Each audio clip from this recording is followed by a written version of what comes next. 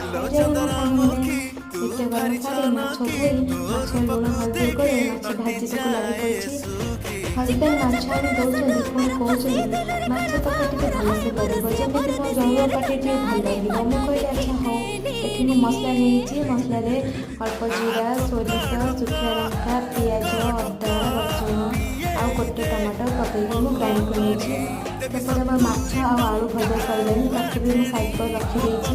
ସେପଟେ ମୁଁ କଢ଼ା ବସାଇ ଦେଉଛି, କଢ଼ାରେ ଅଳ୍ପ ତେଲ ପକାଇ ଦେଇଛି। ତେଲ ଗରମ ହେଲେ ମୁଁ ଦୁଇଟା ତେଜପତ୍ର ଆଉ ଅଳ୍ପ ଜିରା ମୁଁ ପକାଇ ଦେଉଛି।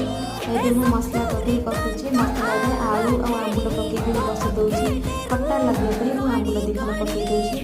ଏବେ ମୁଁ ମାଛ ଫୁଟି ଆସିଲାଣି, ତା ଲାଷ୍ଟକୁ ମୁଁ ଗରମ ମସଲା ପକାଇ ଦେଉଛି।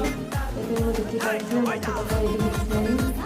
ଦେଖିପାରୁଥିବେ ଆପଣମାନେ ମାଛ ତରକାରୀ ଲୁକ୍ କେମିତି ଲାଗୁଛି କମେଣ୍ଟରେ କହିବେ।